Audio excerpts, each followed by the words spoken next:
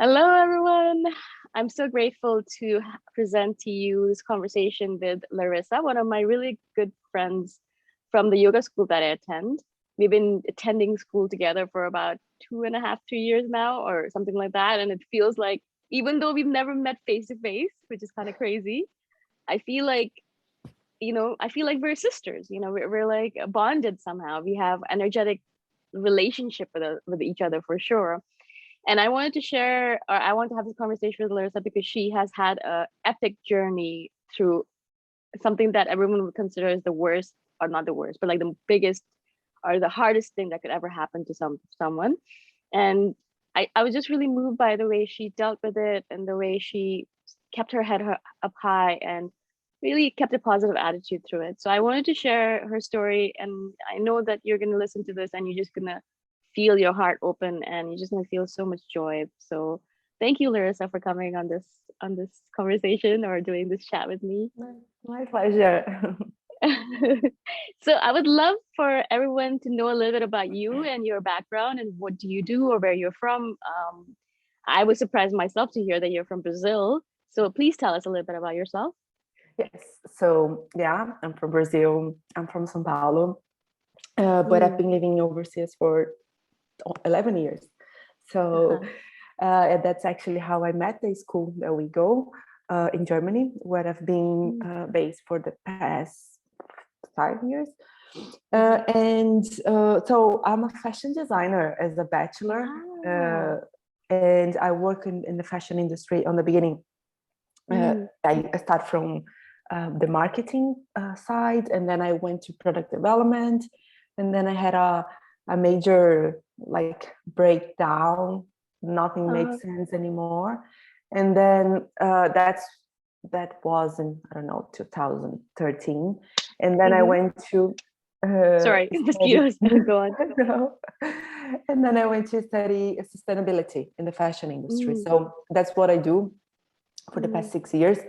I work with sustainability in the fashion industry. I have my own company called Regenerate Wow. Fashion, Mhm. and we basically consult companies, brands, retailers, and textile producers on how they apply strategies for sustainability, which is like the must go nowadays.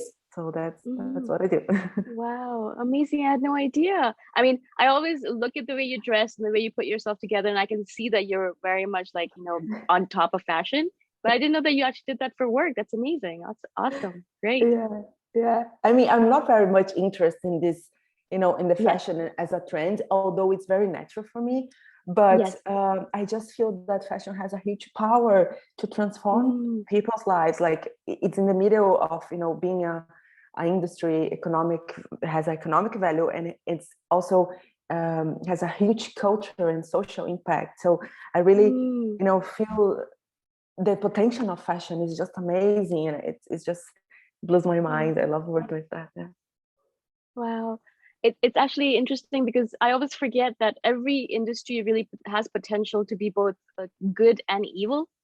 And sometimes I always think of fashion, or sometimes I think of fashion sometimes as like a little bit of an evil structure that the society has created. It's Yeah. like it's very dictatorial and it's very controlling and it's bad for the environment. Not all of it, but some of it. And then it's bad for the self-esteem because a lot of it's kind of based on pulling women down in some way, unfortunately. Not all of it, okay, but some of Yeah. it. And so I'm really happy to see that you're kind of applying it in a very positive fashion where it's like uplifting the environment, uplifting the people rather than pulling them down. That's great. I love that. Yeah. That's awesome. And in the end, it has a huge consequence, really, because of resources, because Hmm. of Hmm. consumption and so on. We have a huge Yes. impact on society. So it's really necessary, this conversation of, profit or resources efficient or like waste and also on. So Mm. it's very cool. Yeah, that's amazing. But it's actually fascinating because I feel like even though you're working in the fashion industry, you are also very spiritual, and I sometimes that might not kind of go together. Maybe that's just my misconception or a myth that I perpetuated in my mind.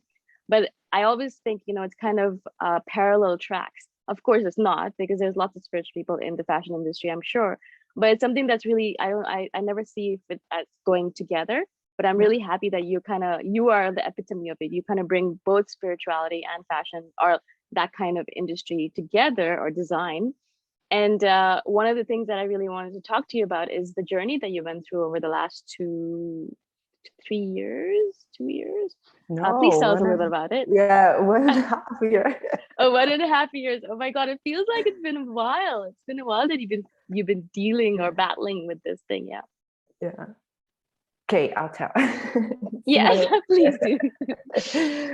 So yeah, I mean, I think the best way to describe is, what's going on. Last year I had, so on the side of my company, I had gotten a job that I really, really fought for that. And this was, beginning of the year, 2020. And it was one of the happiest moments of my life, because I really, I don't know, there was many things going on in my career. I am to some extent, a career-driven person. I really, really like, to create beneficial impact. I like that. Yes. So yes, it matters to me. It was a moment that this was happening. Also, my spiritual practice was like amazing. I was on top of the things, like many insights. Yoga was going fantastic. And so I got this job in the beginning of the year. And before I went before my first week, I was going to travel with this company for 2 weeks. So before that happened, I was not feeling very well. I went to the doctor and she did the exam. And then she said, well, this exam is going to be ready while you are traveling. When you come back from this trip, you come here. And then when I came back from the trip, I had a very amazing trip. I even thought, why I wasn't the trip, should I be worried? I was like, man, I can't be worried. Everything's amazing. I feel amazing. Nothing to be worried. I came back from the trip on Sunday. On Monday, I go to the doctor, and then I discovered that I was diagnosed with breast cancer, like 32 years old.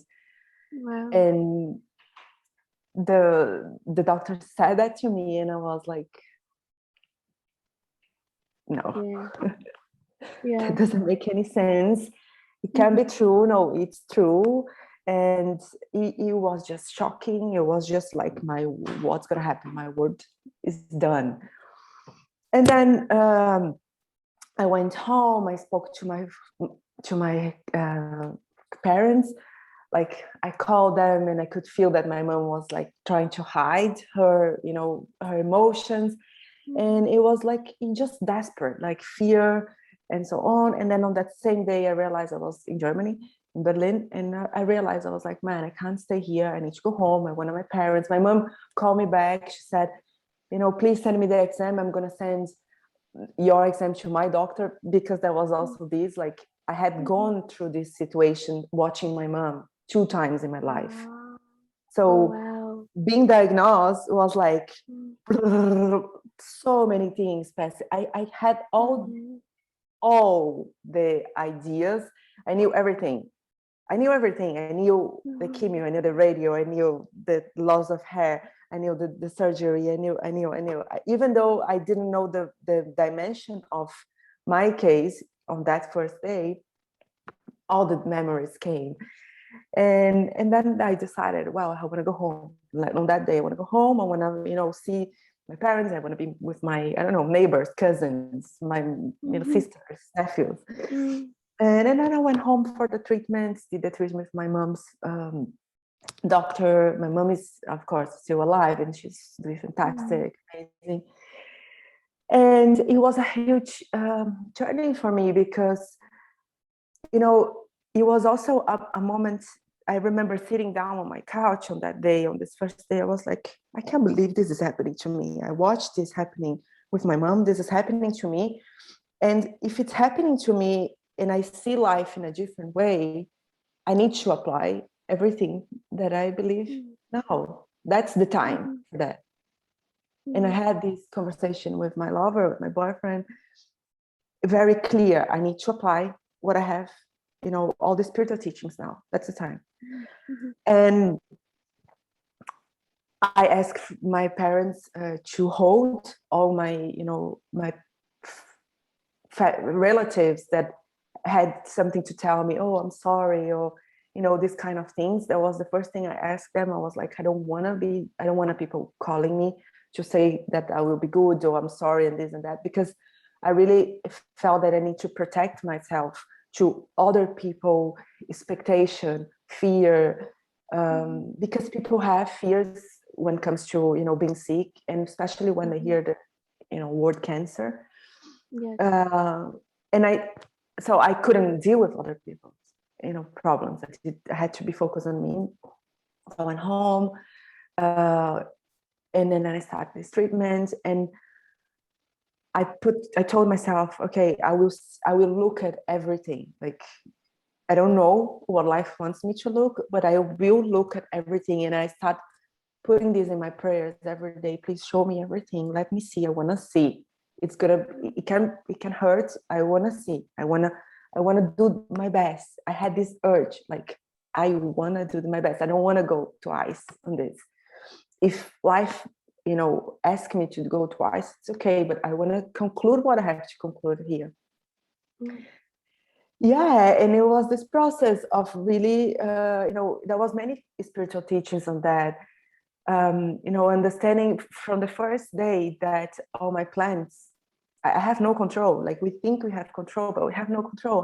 How much we talk about this in our classes, but we still keep making plans, and it's okay to make plans, but that we should have some balance of how much are we living in the present moment, or how much are we projecting, we're creating expectation, because they, in the end, they just create suffering.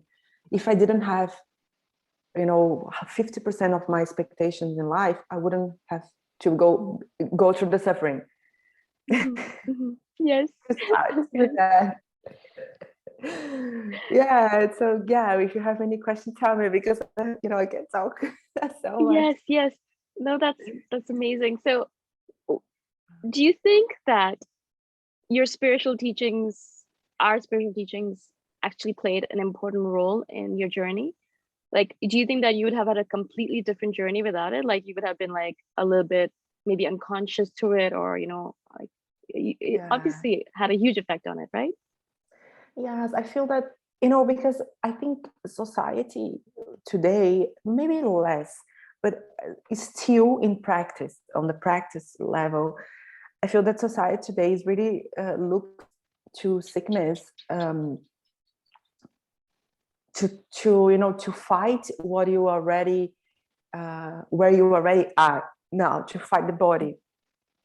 It really doesn't look to, the emotions. I mean, of course, doctor said to me, maybe you have to have a psychologist talking to you and so on. But even though I had a psychologist talking to me, I had to have, more people, more psychologists, for example, or teachers on school, doing different kind of treatment with me to go deeper, even more deeper on emotions, clean other things, do a bunch of meditation, a lot of meditation to clean, to go, to analyze and so on, which are things that it's not the normal psychology, I would say, right? Until what I experienced in my life, until this point, not a normal psychologist will do it usually.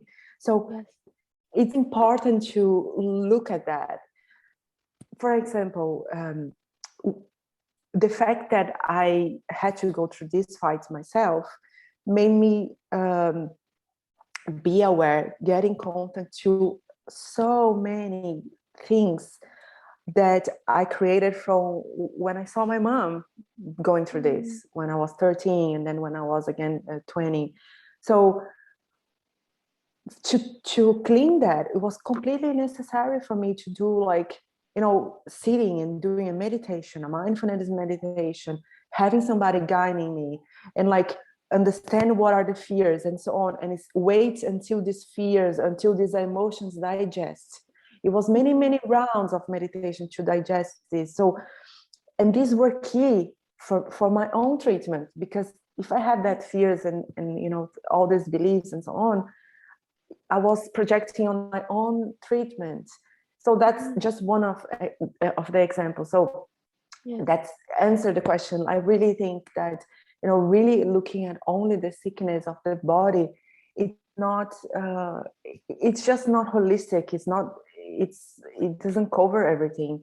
I think it's very important to look at, and also not only, to look at it, past emotions, but I think that my attitude going to a chemotherapy, coming from this perspective of, being spiritual, and I'm here and I'm connected to something bigger, gave me a completely, different access to how I would receive that, how I would, stay 3 or 4 days after the chemotherapy.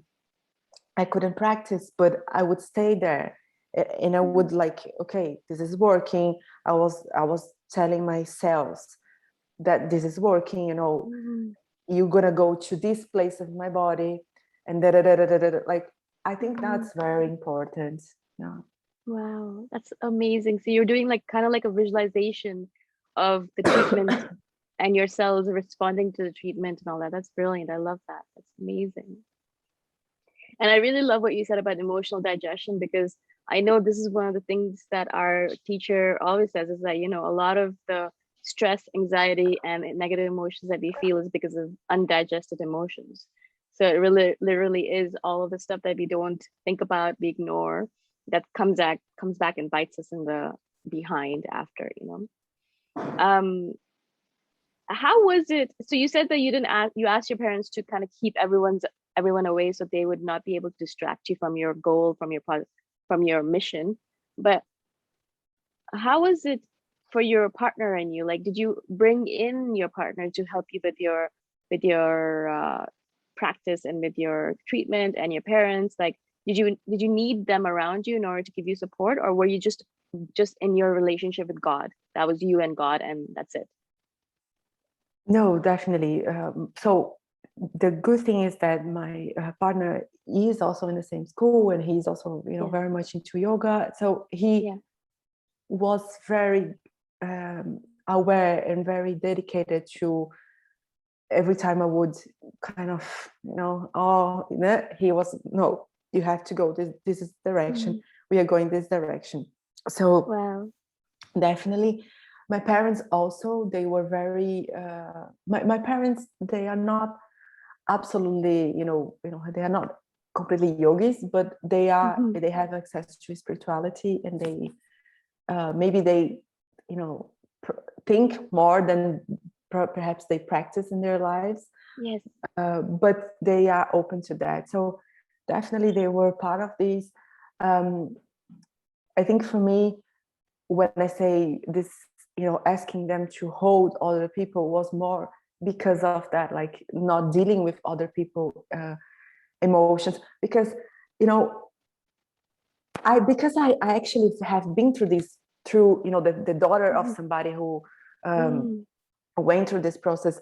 I knew that people would come to me and say, oh, I know somebody who recovered from cancer. Oh, I know somebody who didn't recover from cancer. So I knew that these kind of comments would come, and it was just not possible. I couldn't take that. You understand? Yes, of course. It was just not possible. That's why I asked them to. That makes absolute sense. No, that makes absolute sense. Also, a lot of people really kind of might have heard someone didn't make it or someone made it and all that, but really, like, what does it matter? Your experience is truly unique to you, and it's not just because someone else went through something doesn't mean that you're going to go through it. Yeah. So yeah, actually, it makes absolute sense. And you were obviously, like, it's been a year and a half, and your treatment is it's finished now, I believe. Is that correct? Yeah, I mean, I'm in the treatment. I still have 2 years of treatment of, I would say, medicine that changed my life. Of course, because it's related to hormones and stuff. And I still have one more surgery coming. But I mean, the whole treatment, the cancer, like not having the cancer cells and so on, that part is done, and everything is going super good and so on. So yeah, but it has a huge impact.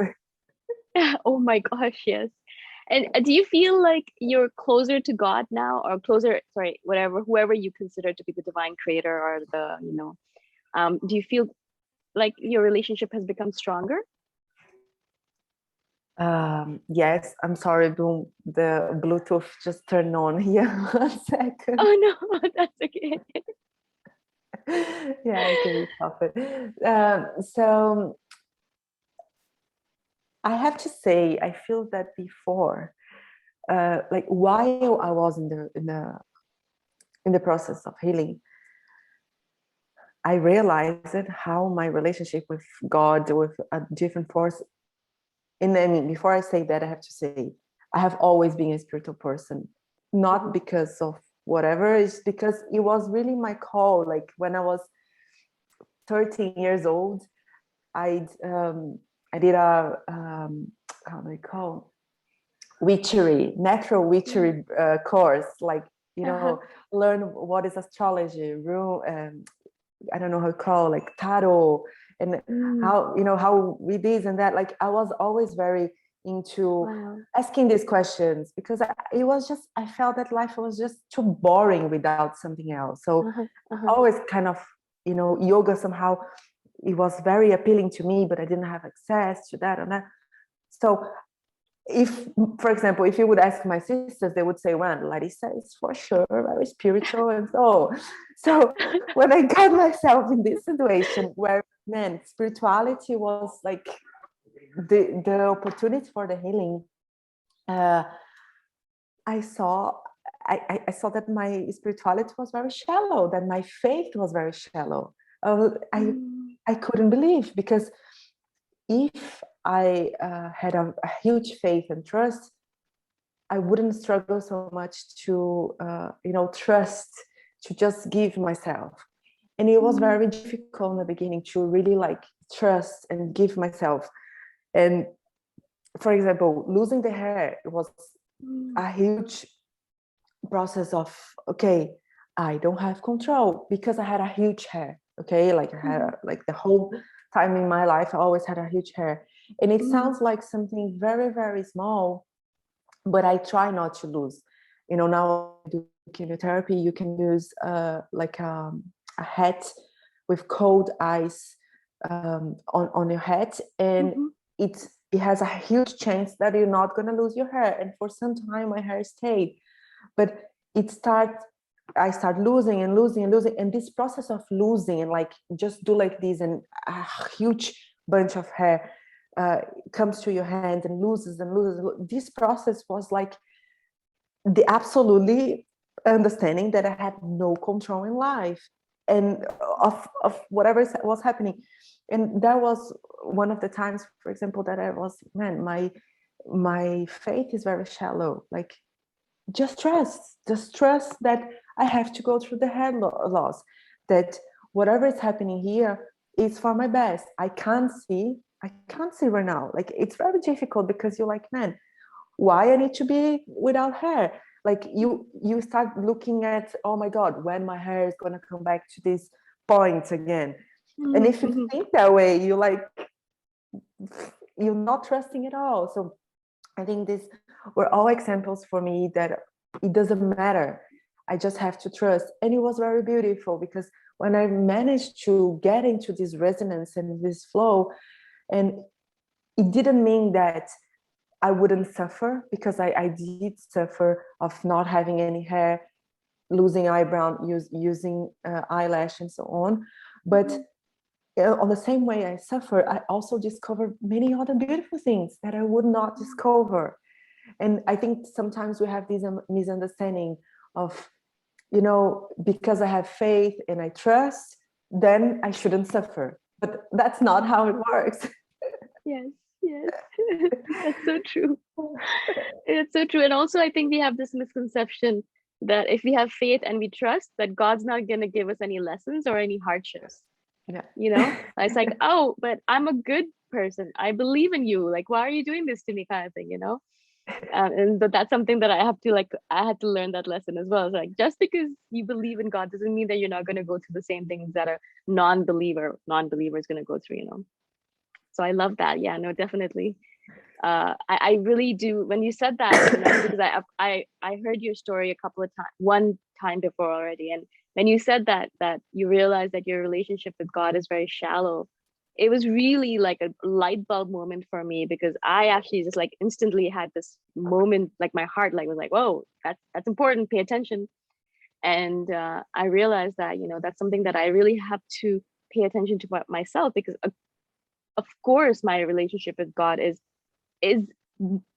better than it was before, for sure, but it's still very shallow. It's still very much like I still have so many moments of doubt, and so many moments where I think to myself, oh, but I need to do this, because otherwise if I don't do this, and if I don't control the situation, if I don't get this insurance, and it's all literally about making sure that I control the situation rather than God controlling the situation. Yeah. So yeah, or like letting it go to God.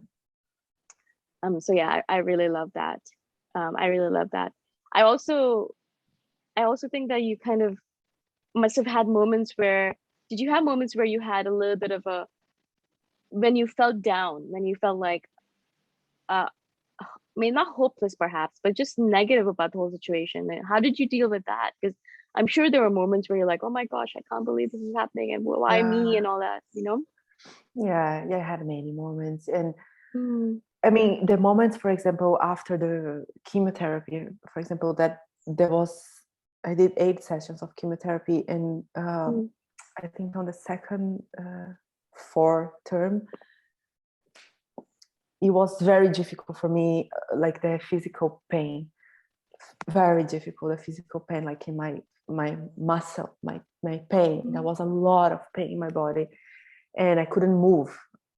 And these times, like I just wanted to cry and cry and cry and cry.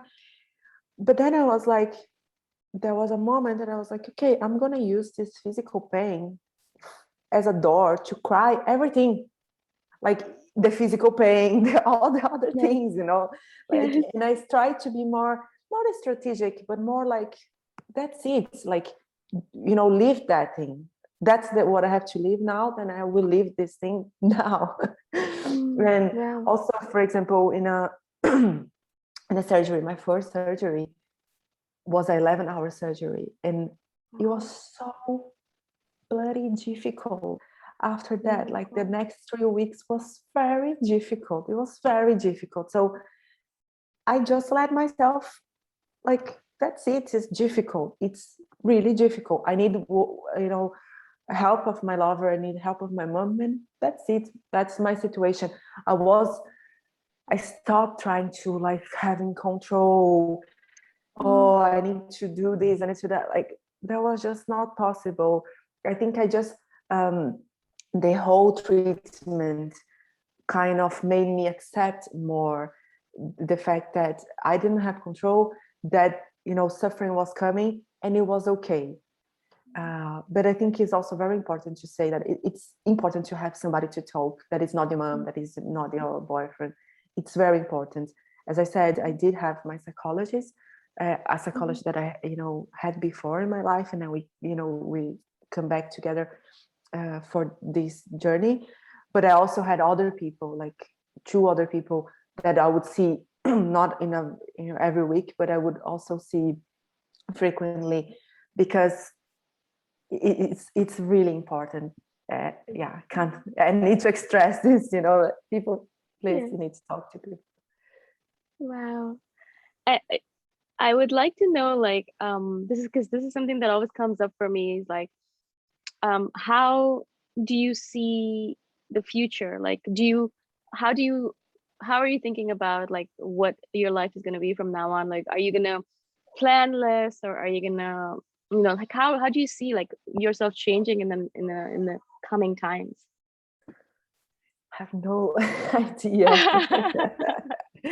I don't know. I really, like, for me, this journey is still, I am still in the journey, Yes, yes. for many reasons, but it just made me, like, think that I don't have time to lose in life. Like, Uh-huh. I don't have time to do things that I don't enjoy. I don't have time to, you know, believe a little bit, like I don't have this time. Life is too precious. And also made me see how much spirituality is important for me. Like it's, I think before of this whole experience, I was already very much into yoga. Like so it was 1.5 year ago that I discovered, went through the treatment. The 2 years before that, I was already like very much into yoga. I was already not drinking, or not, like I was already prefer, like when I had two options, I would prefer to, do not go out to practice on the other day than going out and so on. And of course, I'm not saying that people should do that. It was just what was making sense for me on that point. But I think this process just made me like understand, man, spirituality is important for me, really, for real. And now I don't actually have to make some give some reasons. Oh, I don't want to go out. No, it's like, that's important for me. That's very high on my list, people. That's it. I have, I can't say that to people now because it's true. So I think that's one of the things. Also, not on one hand, that is important for me. I also stop putting so much pressure. Like I don't need to practice every day 2 hours. No, like if today I can only do a meditation, I can only do a meditation. But I know that this is enough for me because I am my master and I know my thing. That's it. Stopping also with this blame and so on. I think that's where I want to go into the future. Like I'm here, I'm responsible. I want to get better with things, but that's what I can, give right now. And I don't need to always, also ask more than sometimes I can give and put some pressure on myself. I think that's the world I want to live, really. Yes, absolutely. Yeah, I totally agree. It's so easy to put pressure on ourselves. Be like, oh my God, I didn't do this today, or I didn't do this practice. And there's so many practices to do. Both of us are in a situation we know, like they've given us so many tools, and like literally we could spend a lot of time doing practice, but also we live in the real world. We're not in an ashram and we have things to do. Like you have your business, I have my business, we're running things, we're doing things, so it's not like we can, we have to do what we can, trust that God knows that we're doing the best we can, and then trust that this is exactly what's supposed to happen. If this is what we did, this is what's supposed to happen, so I totally agree with you. Yeah, like I can really feel that coming into my life as well. It's like, stop with the self-flagellation, stop with the hating yourself, stop with like the negative emotions towards oneself. It's hard enough to live in this world as it is. Why not just love yourself? Like why spend all this time just being so negative? Yeah. And really put us like far and far from God. Like that's because if we think that we are already divine and we are a child of the mother or the father or the God or whatever we believe, we already have everything. Like there's no need for us to just make things more difficult for ourselves. It's really not. I think in the end these are undigested emotions, like undigested expectations, or you need to prove something, ego, blah blah blah. So it's important to, that's it, I'm good. I'm doing my best. Yes, yeah, exactly. Yeah, and I think that's what it is. Everyone is doing their best. It's just it looks different. From your best looks different from my best, and my best looks different from our teacher's best and all that, right? So yeah, comparison never helps anyone, really. It's the worst thing you can ever do to yourself. I would love if you left us with some words of wisdom. I mean, you are definitely one of the wisest people in this situation that I've seen, in the way you've dealt with the situation. So I mean, I'm sure you have some things that you're like, if I had to tell someone else who's going through this, these are the words I would give them. What would you say about that? I don't know. I'm actually been reflecting on that because I really feel that when I was in the situation, there was a lot of difficult moments, especially being a woman. you're losing a part of your body, what it means, you're gonna, change, many things change and so on. So I feel that part of me would like to have more of these conversations with women that are going through these, because even, for example, when I did my after the radiotherapy, I couldn't have sun for the next 6 months in my arms, in this part of my body. But I wanted to go to the beach because, that's where I restore, like always.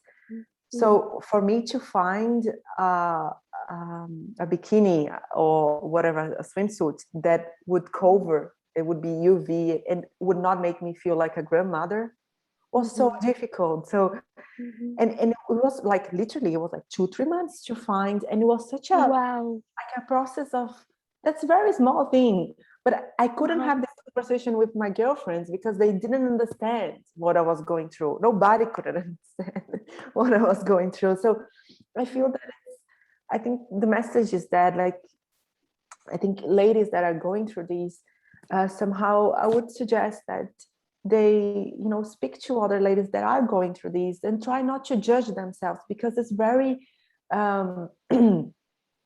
legitimate. Like what they are going through, it's real. It's real, and it's very difficult to speak to other people that are not going through that, because they just cannot put themselves. It's very difficult for them to put themselves, because you need to think also. I'm speaking about one bikini swimsuit, but that was the 10th thing after, you lost your hair, you lost your breast, you lost the 10th things, like, that. So I think that would be my suggestion. It's not very much a wisdom thing, but really kind of tell these ladies to speak to others, and don't think that this is like, I'm being fragile, or I'm, you know what I mean, like, because we self-judge. Yes. No, that's your truth. That's real. Wow, yeah. No, I totally agree. Like, I feel like the more we can just be open about what's going on with us, even if it feels very shameful, just opening up about it, it makes us realize, oh, someone else is going through the exact same thing, and makes us feel less alone. And it literally is like a lot of the thoughts that I have, I'm like, I must be the only one thinking this way and or feeling this way. And every time I share, someone else is always feeling like I am.